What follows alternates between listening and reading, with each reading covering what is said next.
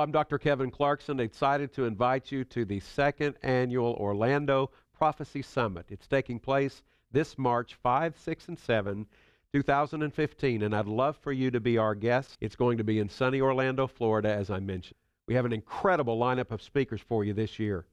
The New York Times best-selling author Jonathan Cahn will be there, and his brand new book is breaking the record set by his first book, The Harbinger. And Bill Salus has made the forgotten prophecies of the Bible come back to life. Psalm 83 and Jeremiah 49 are prophecies that were written for our times. Paul McGuire wowed the crowds in Colorado Springs with his presentation. Paul will definitely be having something new and exciting up his sleeve for us in Orlando. These are just a few of the prophecy experts that are going to be with us. You can register, and the cost is only $90, and these 3 days of exciting teaching are going to be available to you by calling 1-800-475-1111. Hello, and welcome to another edition of Prophecy in the News. I'm your host, Dr. Kevin Clarkson. My guest is Dr. Gary Frazier. Hey, Kevin. Thanks for having me. Well, it's great to have you again, Gary. We are going to be doing a fascinating show on Israel, but let me just mention to our guests who may not be familiar with you, you're not only a Bible student and Bible preacher, you're an evangelist and author. You've been to Israel 187 times, and you're going again.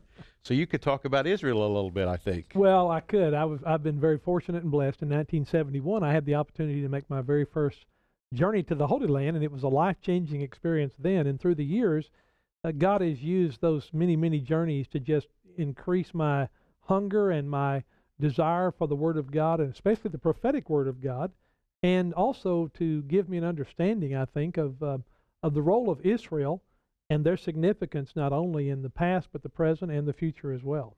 Well, that's great. Before we get too far along, I do want to remind everybody you're going to be at our prophecy conference in Orlando. Looking forward to that.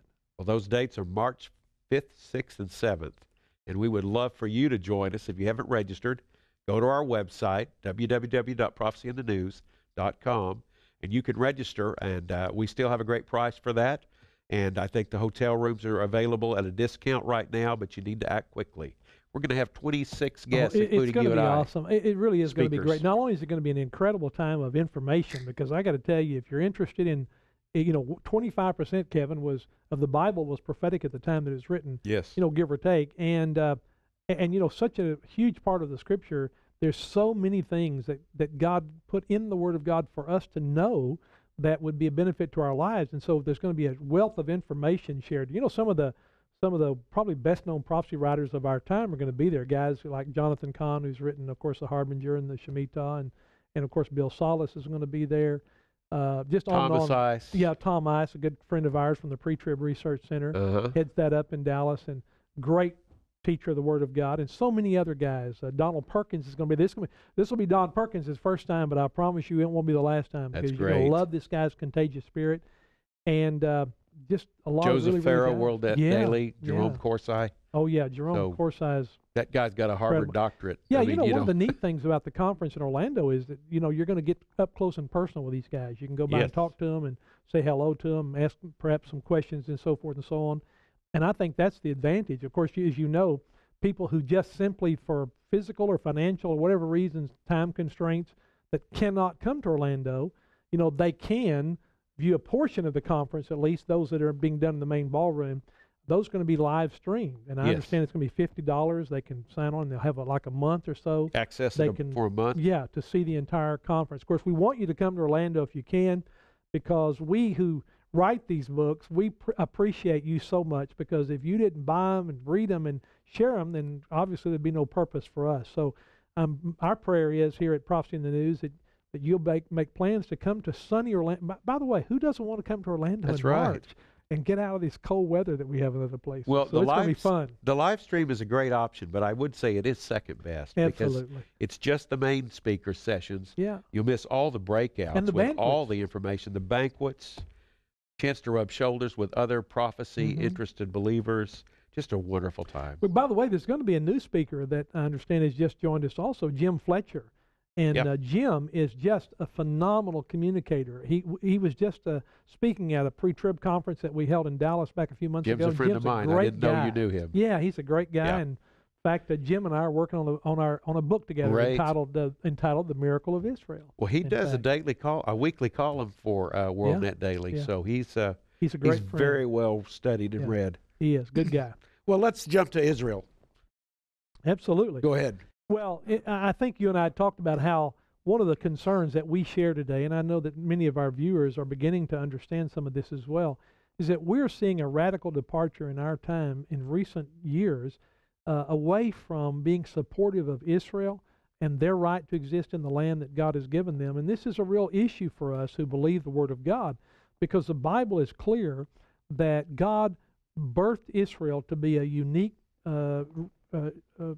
people and a unique part of the land, and gave to them a specific territory and property that was to theirs to be forever. God enters into an everlasting covenant with Abraham and his descendants through the child of promise, Isaac.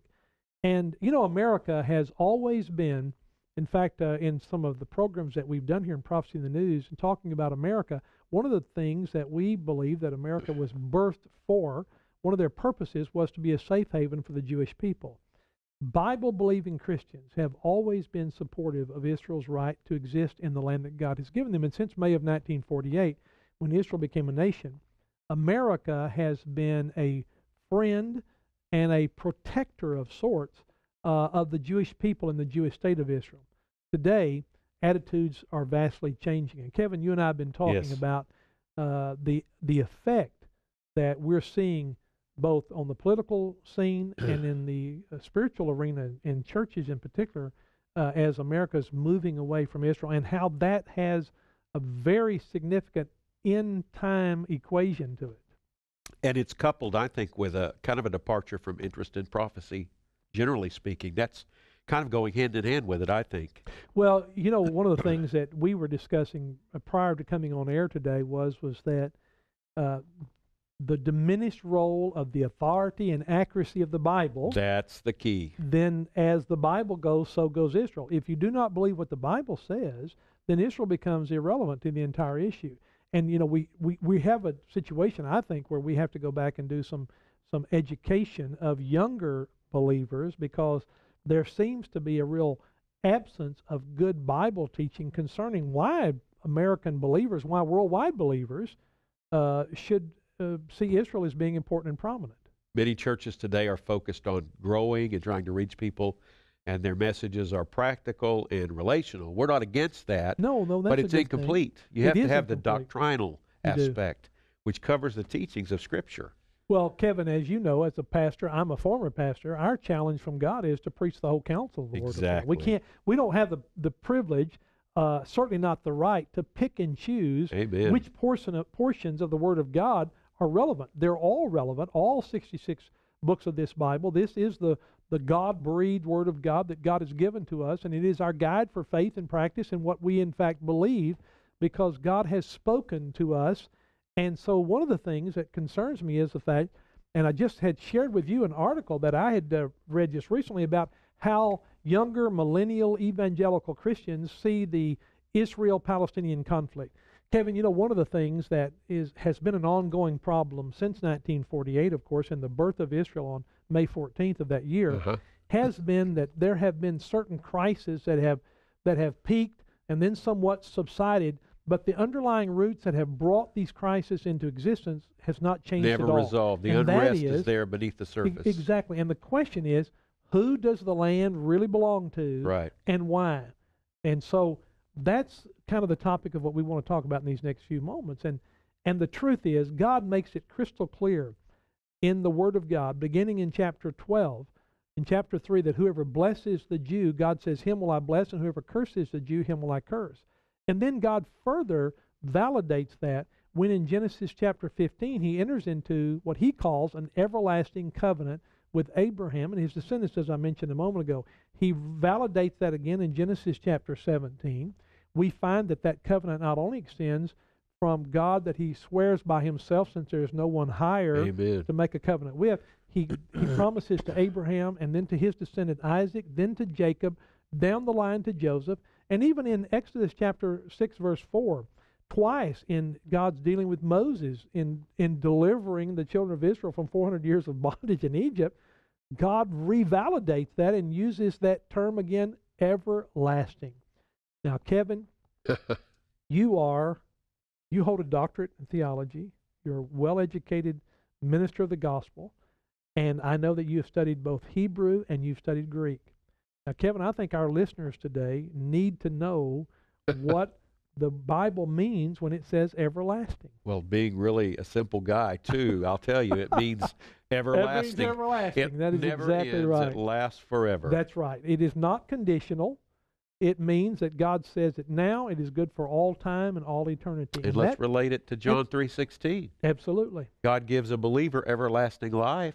That's well, right. that's not going to end. Not temporary. And neither will this covenant with Israel. That is right. Now, one of the tragic things is, as we discovered, and I was sharing with you earlier, this research paper, by the way, presented or written by Dale Hansen Bork, and basically there are about 5 things that have changed. And I'd like to take a moment just to share, if I may, with our viewers about how Dale Hansen Bork and her research has found these things to be true. And I would agree with the very subject matter that she's come up with, the results of her research. And that is, number one, that young people today see Israel as a modern state, not as a biblical land. That's a huge factor. It is. And, because when you think about the 50 and under group of people, they've been raised totally different than many of the older Bible-believing Christians who were saved and grew up in church. And they grew up hearing preachers talk about the fact that Israel is not, referred to necessarily as a geopolitical entity, but being referred to as the Holy Land. Yes, it is indeed. The promised land that God promised to Abraham's descendants. It's not just a modern state. And yet today, while most older evangelicals learned about Israel in something called Sunday school, and in church, most of the 50 and unders have not really learned those kind of things. They've not been taught that at all. They've learned about Israel in school, in an academic environment to some degree, and they see these conflicts between the Israelis and the Palestinians. They see that more as a part of a geopolitical landscape, totally divorced from the Bible. But Kevin, God promised that this land would belong to the descendants of Abraham, as we already said. And here's what's interesting to me. In 1948, God made good on his promise of passages like Isaiah chapter 66, verse 8, when Isaiah the prophet wrote, "Can a nation be born in a day, yet no sooner was Zion in travail than she brought forth her child?" In the context of Isaiah chapter 66, it is a prophecy about how Israel will become an entity in the last times in a single day. Well, we know that things and history sometimes works in a very slow process. And as you know, the Jews were scattered from their traditional homeland in 70 AD by the Romans and basically sold as slaves into the world marketplace. But God had promised that even though they were going to be scattered, that there would be a time when he would bring them back. And so Isaiah reiterates that in chapter 66. But not only does he say that, the prophet Ezekiel, 2,500 years ago, would write in Ezekiel chapter 36, verse 24, when he says, "For I will take you out of all the countries and bring you back into your own land." Well, how did the Jews get into all the countries? Well, they were scattered in 70 AD. Indeed. And virtually for 1,878 years, you couldn't find the name Israel on any map in the world, because Israel more or less just simply ceased to exist. In the year 135, Hadrian, the then Roman emperor, would change the name of Israel to Syria Palestinia, which is where the name Palestine actually came from, although Syria Palestinia was really a reference to the Philistines. But that's where the word Palestine would come from. And that would become a confusing issue, because as the Jews began to filter somewhat slowly back in the land after the first Zionist conference that was held in 1898, they then moved towards statehood. And of course, at the end of World War II, as a result of the Holocaust, the nations of the world rose up and realized that Jews needed to have their own homeland. And so in 1948, Israel was born. But the fact is, ever since Israel became a nation, the issue has been about, well, what about these Palestinians? Did these big bad Jews drive them out of their land? Does the land really belong to the Palestinians? Well, not according to the Word of God. If the Bible is the accurate historical source, then the land belongs to the Jew. End of discussion. And the Palestinians were never a nation before that, actually, that was recognized. I mean, you mentioned the map, but the United Nations that birthed Israel, they did not see that as a thing at the time. And No. all the other Islamic countries, Arabic countries surrounding that land, they refused to let any of those Palestinians come in. Right. Well, and by the way, to clarify that just a shade, let's for our viewers, let's put this. This is a very important historical note. When Israel became a nation in 1948, they had from the Mediterranean Sea only to the old city of Jerusalem. Yes. Okay. The rest of that, from the old city of Jerusalem eastward all the way to the Jordan River and beyond, was occupied in what was called Transjordan. And that was under the control of the Jordanians. Now, from 1948 until 1967, Jordan controlled all the old city of Jerusalem all the way to the Jordan River and beyond. Now, in the northern part, we had an area called the Golan, and that was under the control of the Syrians. In the southern part, we had the Egyptians who controlled the Sinai Peninsula and so forth. So here's the real kind of a technical issue that nobody really wants to talk about, and that is this. You brought it up a moment ago. There's never been a Palestinian state in the history of the world. There's no such thing as a Palestinian language. In fact, prior to the birth of Israel in 1948, there was a newspaper in Jerusalem, and it was called the Palestinian Post. There was a Jewish symphony in Jerusalem, and it was called the Palestinian Symphony. Why? Because all of the people that lived in the land, regardless of whether they were Jewish with ethnicity, or they were Palestinian Muslim, or Arab Christian, where the case might be, everybody was called a Palestinian because of the fact that the name, as we said earlier, had been changed in 135 AD to Syria Palestinia. Now, we also need to remind our viewers that from the years of 1517 until 1917, all of that territory was controlled by the Ottoman Turkish Empire. Okay? Right. Then at the end of World War I, when the British and the Allied forces defeated the Germans and the Turks, and by the way, the Palestinians were a part of the German side against the Allied forces, that then fell under the British mandate. And from 1917 to 1948, then the British controlled that part of the world. And further to that, they limited Jewish immigration back into their own land. Now, can you imagine being a Jew and being told that you have no right to your own land? And yet that's what they did. But in 1948, in the providence of God, the nation of Israel was born again. And from that time on, America was extremely supportive of Israel's rebirth, and we've been the friend of Israel ever since. But well, until today, it's changing. Things are changing. We seem to have stepped back in our support today. And one of the things that I've learned through my many times of visiting Israel, and of course, obviously, and even my study and research and so forth, is that it's true today that so many of our churches no longer even preach or teach the importance of being supportive of Israel and their right to exist in the land, and especially, as we said, young people. But, I mentioned this paper. There's a second thing that I think is important, and that is that the research reveals that younger people, especially younger evangelicals, value justice. And as a result of that, they're more interested in things such as poverty, human trafficking, the AIDS, HIV epidemic, and so forth. And they tend to be drawn, Kevin, to support the underdog.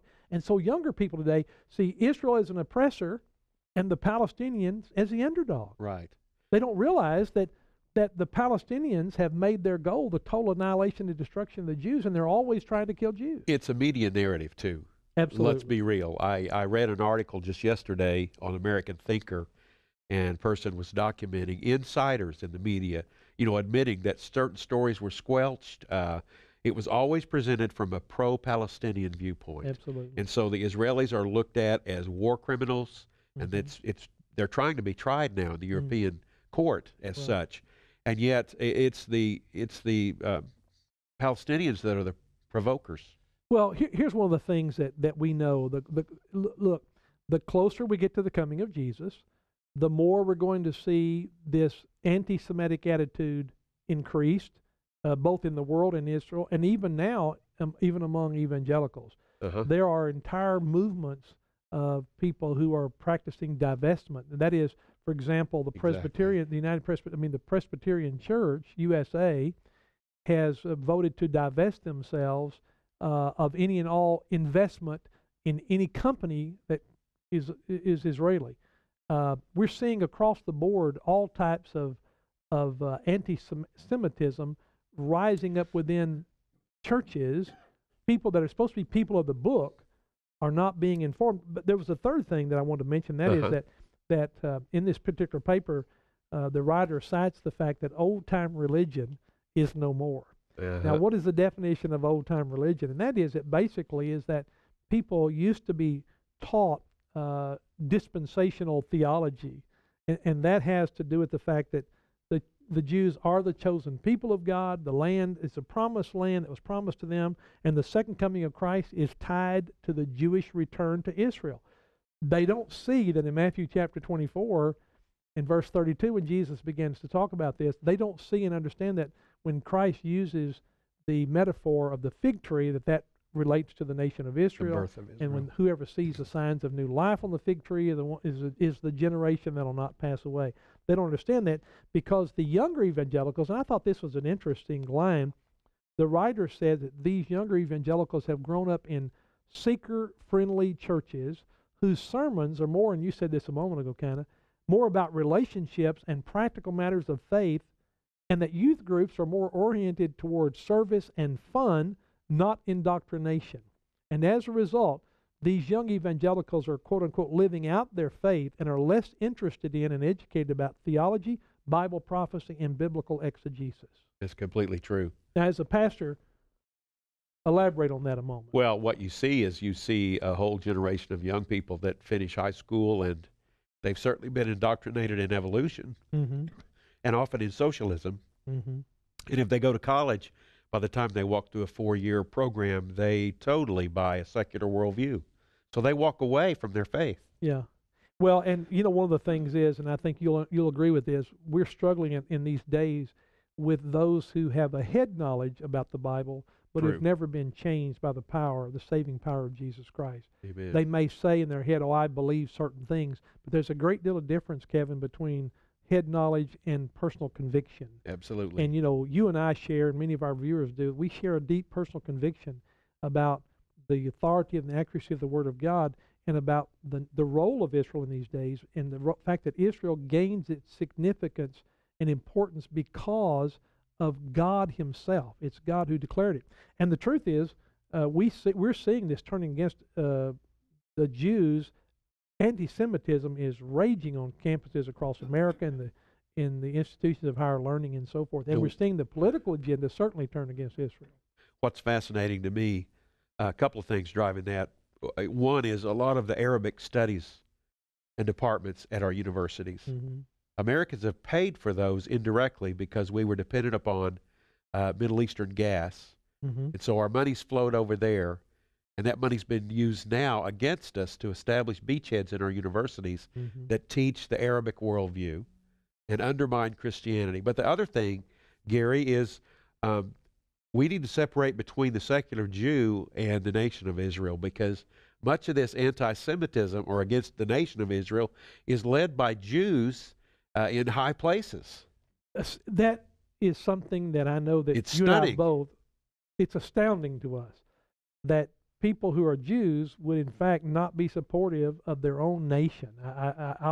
I never understand that. One day I was on my way to Israel and had some time and walked into a diner in New York City and ended up being engaged in a conversation with a Jewish person who said, when he asked me, you know, what were you doing? And I said, well, I'm on my way to Israel. And here was his comment, Kevin. He said, listen, there's nothing but a bunch of desert rats over there. We don't care anything about Israel. Now, and I'm looking at a person who is Jewish, and what I'm beginning to learn is something that this paper brings up as well, and that is that many Jewish people, sadly, know very little about the Old Testament and almost nothing about the New Testament. True. And as a result of that, they seem to have no sense of conviction about the nation of Israel's survival and existence. But Kevin, we're talking about 7 million precious people whom Jesus Christ loves and died for. Amen. He said he came into his own received him not. But God loves the Jew, and his intention is that they would come to know him in saving faith. And today, we're seeing some bright spots. As Americans kind of tend many to turn away from Israel, we're at the same time, interestingly enough, we're seeing a lot of Jews come to saving faith in Jesus Christ. Correct. And their lives are being radically transformed by the power of the gospel of Jesus. And it's not a huge wave at this point, No. but it's more than ever. Well, here's the interesting thing. As we see this turning away from Israel, it's taking us somewhere. And it's not somewhere that we don't know about. It's not a secret.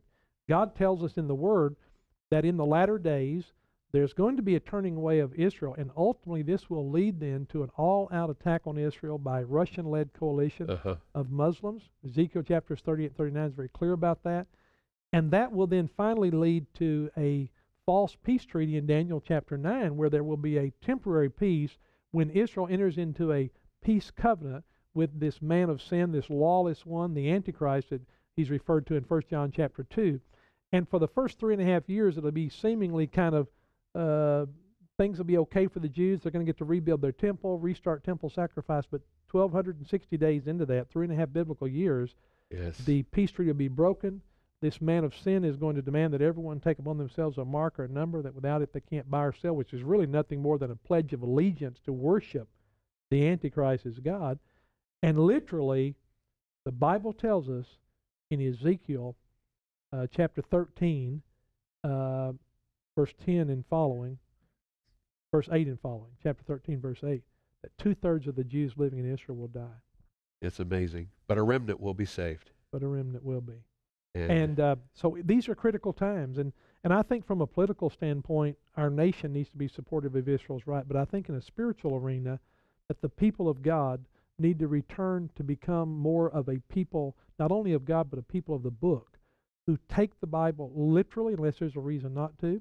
That we know that when the Bible speaks of Israel, it's talking about Israel. When the Bible speaks about the church, it's talking about the church. They are not to be interchanged. They're not one and the same.